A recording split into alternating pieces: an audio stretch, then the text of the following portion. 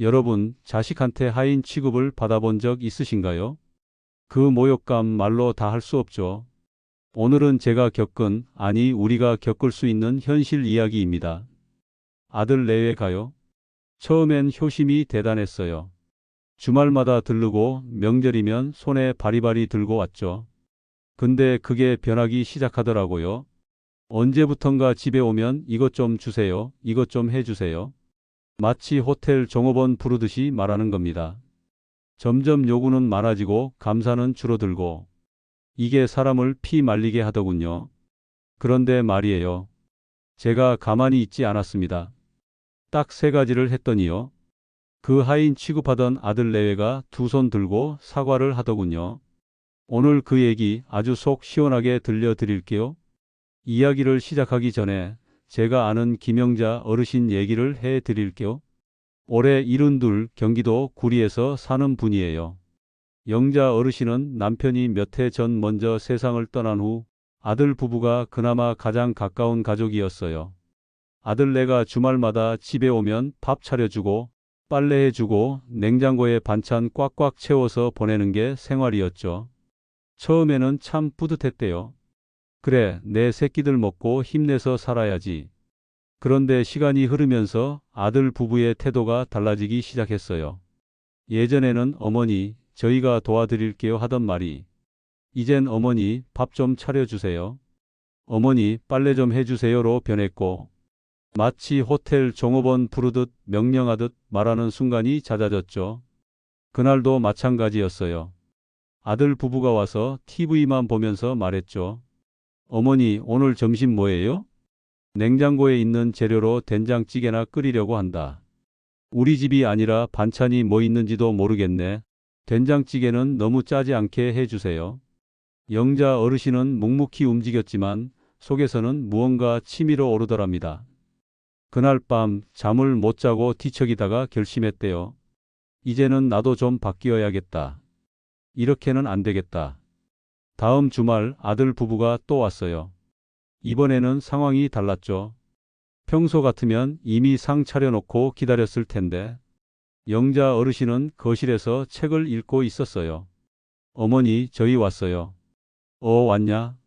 물은 냉장고에 있으니까 알아서 마셔라. 네? 어머니, 저 오늘 배고파서 바로 밥 먹고 싶은데. 그럼 같이 하자. 나 혼자 다 하는 건 이제 그만할란다. 아들 부부는 순간 당황했대요. 그게 첫 번째 신호였죠. 엄마가 변했다는 걸 느끼게 한순간. 사실 영자 어르신의 변화는 단순했어요. 그동안 해주는 게 당연한 엄마에서 같이 하는 엄마로 바뀐 겁니다. 처음엔 아들 부부가 좀 서운해하는 눈치였죠.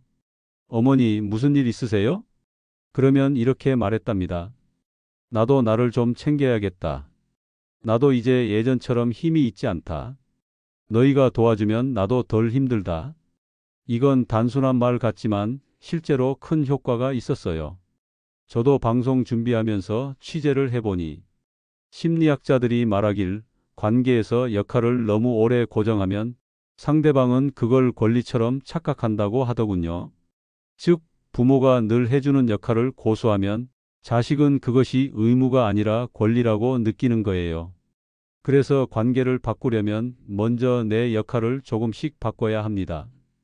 영자 어르신처럼 처음부터 확 끊는 게 아니라 작은 변화로 신호를 주는 거죠. 물은 거기 있다. 같이 하자. 이 두 마디만으로도 태도 변화가 시작됩니다. 변화를 준 지 한 달쯤 지나서 이런 일이 있었대요.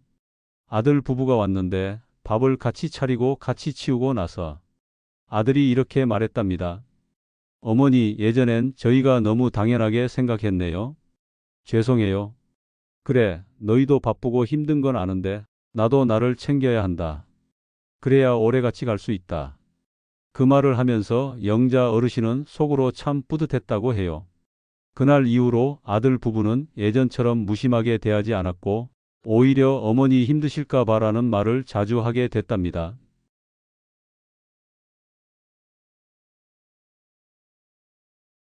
때로는 작은 거절이, 작은 변화가 오히려 관계를 건강하게 만든다는 거죠. 여러분, 이런 경험 있으신가요?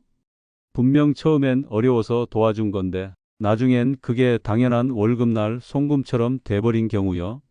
처음 한 번은 도와줄 수 있어요. 두 번도 그럴 수 있죠. 그런데 세 번, 네 번. 어느 순간 내가 ATM이 돼 있더라고요. 경남 창원에 사는 68세 박순자 어르신의 이야기예요. 순자 어르신은 은퇴 전 공장에서 30년 넘게 일하면서 적금도 붓고 퇴직금도 차곡차곡 모았습니다. 그 돈은 내 노후 안전망이라고 생각했죠. 그런데 아들이 결혼하면서 상황이 달라졌습니다.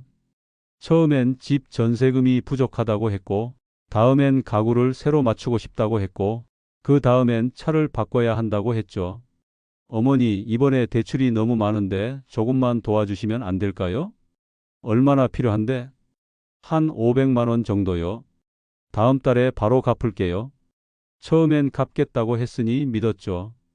그런데 한 달이 지나도 두 달이 지나도 아무 말이 없었어요. 다음번에는 또 다른 이유로 돈을 요구하더랍니다. 순자 어르신은 속으로는 알았어요. 이렇게 가면 평생 줘야 할 거라는 걸요. 하지만 아들인데 하는 마음이 컸습니다. 그러다 어느 날 며느리가 한마디 했습니다. 어머니, 이번에 아이 영어 학원 보내려는데 지원 좀 해주시면 안 될까요? 너희도 맞벌이 하잖아. 그 정도는 너희가 감당해야지.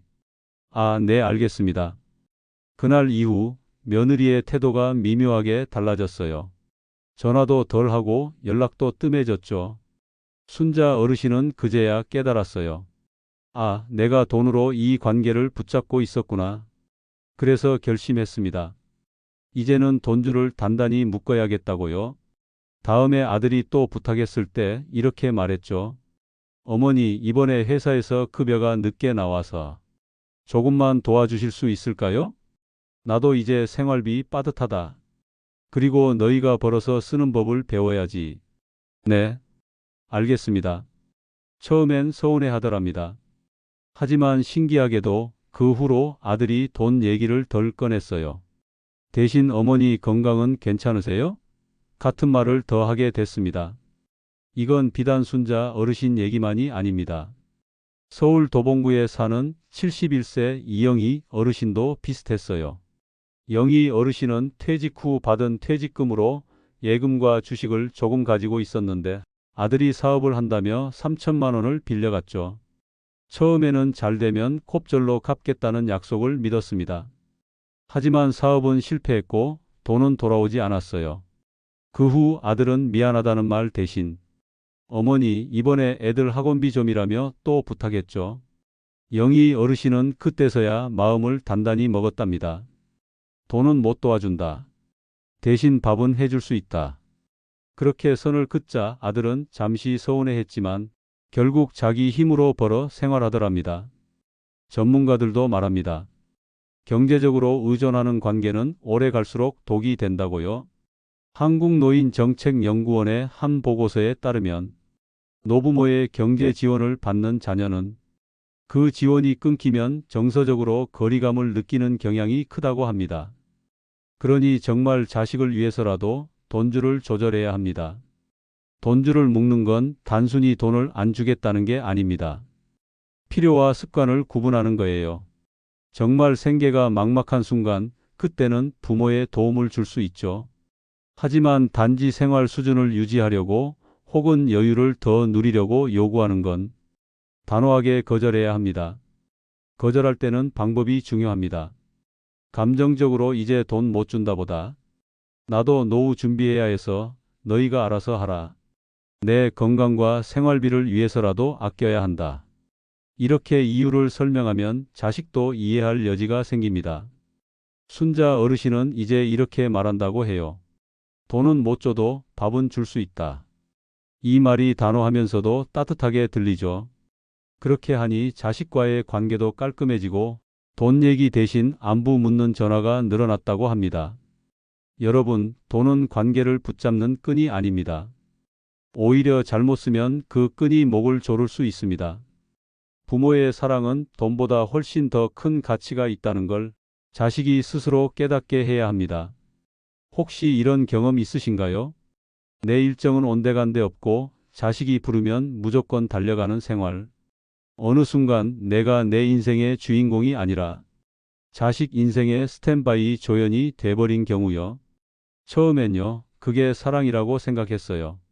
손주 봐달라면 보고, 반찬 해달라면 하고, 급하게 집 비워야 한다면 가서 청소도 해주고, 그래, 내가 좀 힘들어도 우리 애들 편하면 됐다 했죠. 그런데 시간이 지날수록 이게 뭔가 이상하더랍니다. 내 시간표가 없어요. 아침에 눈 뜨면 오늘 내가 뭘 할지보다 혹시 오늘 또 전화 올까? 부터 생각하게 되는 거죠. 부산 해운대에 사는 70세 장명숙 어르신의 이야기예요. 명숙 어르신은 손재주가 좋아서 반찬이며 국, 찌개를 기가 막히게 잘 만드셨어요. 아들 부부도 그걸 잘 알았죠. 처음엔 주말에 가끔 부탁했어요. 어머니, 저희 이번에 바빠서 밑반찬 좀 해주시면 안 될까요? 그래, 가져가라. 그렇게 몇 번 하다 보니 주말마다 자연스레 명숙 어르신의 집은 반찬 공장이 돼버렸습니다. 그러던 어느 날 명숙 어르신이 친구들과 2박 3일로 경주 여행을 가기로 했어요. 그런데 여행 하루 전날 아들이 전화를 걸어왔습니다. 어머니, 이번 주말에 애 좀 봐주실 수 있으세요? 안 되겠다. 나 이번 주말엔 여행 가야 한다. 여행이요? 아, 네, 알겠습니다. 그때 아들 부부의 반응이 참 미묘했다고 해요.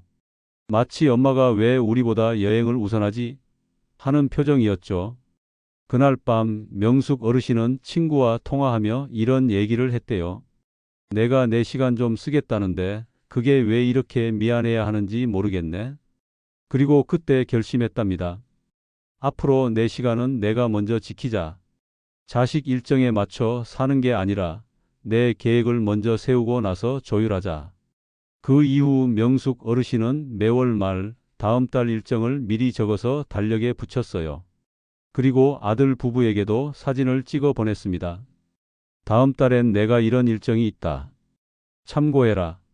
처음엔 아들 부부가 웃었대요. 어머니, 너무 바쁘신 거 아니에요? 그래, 바쁘다. 바쁘게 살아야 재밌다. 이렇게 선을 긋자 아들 부부도 더 이상 무조건 와달라는 말을 하지 않았습니다. 대신 어머니, 언제 시간 되세요? 라고 묻기 시작했죠. 서울 은평구에 사는 73세 한정희 어르신도 비슷한 경험이 있습니다. 정희 어르신은 봉사활동을 오래 해왔는데 아들 부부는 그걸 심심풀이 정도로 생각했어요. 그래서 손주 봐달라고 하면 봉사활동을 빼고 갔죠. 그게 쌓이다 보니 정희 어르신의 봉사 모임에서 점점 자리가 없어졌고 결국 자신만 빠지는 일이 늘어났습니다. 그러다 한 번은 이런 일이 있었죠. 손주를 봐주러 갔다가 아들 부부가 약속이 길어져 밤늦게까지 집에 못 가게 된 거예요. 그날 이후 정희 어르신은 마음을 굳혔습니다. 이젠 나도 내 시간을 우선하겠다. 전문가들도 말합니다. 노후의 행복은 내 시간을 얼마나 내 뜻대로 쓰느냐에 달려 있다고요. 한국노인복지연구소의 조사에 따르면 자신의 일정을 스스로 계획하고 실행하는 노인의 삶 만족도는 그렇지 않은 노인보다 2배 이상 높다고 합니다. 즉, 내 시간을 내가 지키는 건 이기적인 게 아니라 내 건강과 행복, 그리고 자식과의 관계를 지키는 일이기도 합니다. 명숙 어르신의 경우 이렇게 변하고 나서 자식과의 관계가 오히려 좋아졌다고 합니다. 왜냐고요? 자식도 엄마가 자기 삶을 사는 모습을 보면서 존중하게 된 거예요. 이전에는 엄마는 언제든 불러도 오는 사람이었지만 이제는 엄마도 바쁘고 할 일이 많은 사람으로 생각하게 된 거죠. 여러분, 한번 생각해 보세요. 당신의 달력에는 당신을 위한 약속이 얼마나 있나요? 혹시 전부 자식과 손주 일정으로만 채워져 있진 않나요? 만약 그렇다면 지금이 바꿀 때입니다. 내 시간을 먼저 지키고 내 일정을 먼저 세우세요. 그 위에 자식 일정을 얻는 거예요. 그래야 내가 내 삶의 주인공으로 남을 수 있습니다. 저는 이 이야기를 들으며 이런 생각이 들었어요. 우리가 젊을 땐 직장에, 가정에, 부모님께 시간을 쓰느라 정작 나 자신을 위해 쓰는 시간이 거의 없었죠. 노후는 그 시간을 되찾는 시기여야 합니다. 그걸 자식의 요구에 다 빼앗긴다면 그건 두 번째 청춘을 포기하는 거예요. 그러니 잊지 마세요. 내 시간은 내가 지켜야 합니다. 혹시 이런 경험 있으신가요? 아무리 좋은 말을 해도 자식이 귀로만 듣고 흘려버리는 경우. 건강 챙겨라 해도 돈 아껴 써라 해도 그때뿐이고 금방 잊어버립니다. 왜 그럴까요? 말은 공기처럼 흩어지지만 행동은 눈에 박혀 오래 남기 때문입니다. 경기도 용인에 사는 69세 김정순 어르신은 늘 아들 부부에게 너희도 나이 들면 노후 준비해야 한다. 건강을 잃으면 다 잃는 거다라고 말했어요. 그런데 이상하게도 아들 부부는 늘 내 어머니 하면서도 전혀 변하지 않았죠. 그때 정순 어르신은 이런 생각이 들었대요. 말로는 안 통하는구나. 보여줘야겠다. 정순 어르신은 다음 날부터 자신의 생활을 완전히 바꿨습니다. 아침 7시면 산책을 나가고 주 3회 수영을 다니고 식사도 야채 위주로 챙기며 간식을 줄였죠. 그리고 한 달에 한 번씩은 친구들이랑 등산이나 여행을 다녔습니다. 아들 부부가 주말에 오면 예전처럼 집에만 있는 엄마가 아니었어요. 어머니, 오늘 집에 안 계셨네요? 응, 아침에 수영 다녀오고 점심은 친구들이랑 먹고 왔다. 와, 어머니 진짜 멋지세요. 피부도 좋아지신 것 같아요. 그래, 이렇게 사니까 몸이 훨씬 가볍더라. 그 모습을 본 아들 부부는 조금씩 변하기 시작했어요. 특히 아들이 저도 운동 좀 해야겠어요 라고 말할 때 정순 어르신은 속으로 됐다 싶었죠. 비슷한 사례가 또 있습니다. 서울 동작구에 사는 72세 박영자 어르신은 늘 아들 부부에게 너희 너무 소비가 심하다라고 말했어요. 그런데 아들 부부는 어머니, 저희 괜찮아요 하면서도 계속 비싼 옷과 외식에 돈을 썼죠. 그래서 영자 어르신은 작전을 바꿨습니다. 말로 하지 않고 자기 생활에서 검소함을 직접 보여주기로 한 겁니다. 동네 재래시장에서 장을 보고 옷도 5년째 입는 외투를 꺼내 입었죠. 그리고 집에 놀러온 아들 부부에게 이렇게 말했습니다. 새 옷 하나 사 입으라는 아들의 말에 이 옷이 편하고 따뜻해서 좋아. 괜히 돈 쓰면 뭐하니? 그 돈은 내가 여행 가는데 쓰려고. 그렇게 몇 달이 지나자 아들 부부는 말이 바뀌었습니다. 어머니처럼 살면 돈이 모이겠다. 저희도 조금씩 줄여야겠어요. 이렇게요. 행동은요, 말보다 훨씬 강력합니다. 심리학 연구에서도 가족이나 가까운 사람의 행동은 무의식적으로 모델링 효과를 만들어 말로 하는 조언보다 더 오래, 더 깊이 영향을 준다고 합니다. 저 역시 시니어 분들을 인터뷰하며 들은 이야기가 있습니다. 부산에 사는 74세 윤모 어르신은 아들에게 수십 번 술 좀 줄여라 했지만 소용이 없었어요. 그래서 본인이 술을 완전히 끊고 그 돈으로 건강검진과 여행을 다녔죠. 그걸 본 아들이 스스로 어머니, 저도 줄이겠습니다라고 하더랍니다. 결국 보여주는 힘이란 이런 겁니다. 내가 먼저 변하면 자식은 그걸 보고 따라옵니다. 반대로 내가 변하지 않으면 아무리 좋은 말도 그냥 공허한 소리로 들릴 수밖에 없죠. 여러분, 혹시 지금 자식에게 하고 싶은 말이 있나요? 그렇다면 먼저 행동으로 보여주세요. 그 행동은 거창할 필요 없습니다. 하루 30분 산책, 불필요한 소비 줄이기, 규칙적인 생활. 이런 작은 모습이 자식의 마음을 움직입니다. 말보다 강한 건 행동입니다. 행동은 보여주는 말이니까요. 내가 바뀌면 자식도 바뀝니다. 그게 부모가 줄 수 있는 가장 강력한 가르침입니다. 여러분, 혹시 이런 생각 해보신 적 있나요?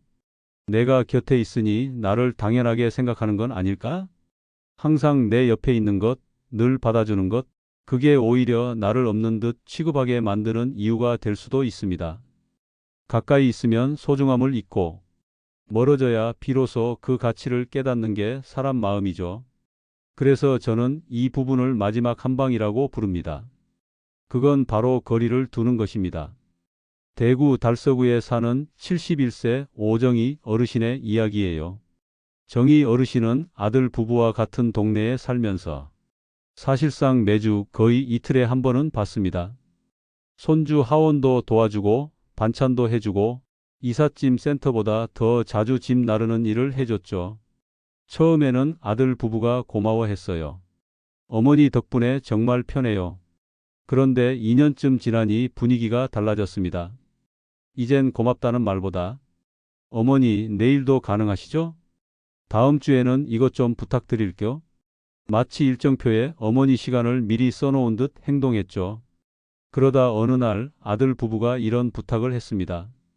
어머니, 이번 주말에 저희 여행 가는데 3일 동안 애 좀 봐주세요. 이번 주말? 나 약속 있다. 아, 그렇군요. 그러면 다음에. 그날 이후 정희 어르신은 깨달았습니다. 내 시간을 당연하게 쓰고 있었구나. 그래서 결심했습니다. 조금 멀어져 보자. 물리적으로 그리고 심리적으로. 첫 번째로 만남 횟수를 줄였습니다. 전에는 부르면 바로 갔지만 이제는 그날은 어렵다라고 말하기 시작했죠.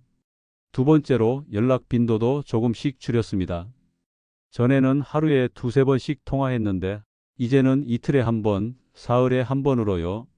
처음엔 아들 부부가 서운해했습니다. 어머니 요즘 바쁘세요? 그래, 나도 내 할 일이 많다.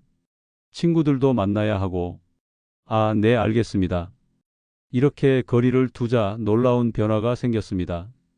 아들 부부가 먼저 안부를 묻기 시작했어요. 어머니 건강은 괜찮으세요? 저희 이번 주말에 어머니 식사 대접해도 될까요? 그 전에는 부탁이 먼저였는데 이제는 관심과 배려가 먼저였던 겁니다. 비슷한 사례가 경기도 안양에도 있습니다. 김미자 어르신은 며느리와의 관계가 늘 미묘했어요. 며느리는 필요할 때만 연락했고 만나면 부탁부터 했죠. 그래서 미자 어르신은 딱 한 달간 거리 두기 실험을 했습니다. 연락이 와도 바로 받지 않고 약속이 있어도 일부러 바쁘게 보였죠. 한 달이 지나자 며느리가 전화를 했습니다. 어머니, 요즘 저희가 너무 어머니를 못 챙긴 것 같아요. 죄송해요. 그래, 나도 너희한테 서운한 마음이 있었지만 이제 서로 잘 맞춰가면 되지. 이 대화를 계기로 며느리 태도는 확 달라졌고 미자 어르신은 거리를 두면 관계가 더 건강해질 수 있다는 걸 몸소 느꼈다고 합니다. 전문가들은 이걸 심리적 거리 효과라고 부릅니다. 항상 가까이 있으면 그 존재의 가치를 당연하게 여기게 되고 물리적 정서적 거리가 생기면 그 공백이 느껴져서 관계의 소중함을 다시 생각하게 된다는 겁니다. 그렇다고 무조건 차갑게 대하라는 건 아닙니다. 거리 두기는 벌을 주는 게 아니라 균형을 만드는 거예요. 나의 시간과 에너지를 지키면서 자식이 나를 귀하게 생각하도록 만드는 거죠. 여러분 한번 생각해 보세요. 혹시 지금 자식과 너무 붙어 있지 않나요? 혹은 내 시간을 전부 자식 일정에 맞추고 있진 않나요? 만약 그렇다면 이제 마지막 한 방을 써야 할 때입니다. 조금은 멀리서 조금은 여유롭게.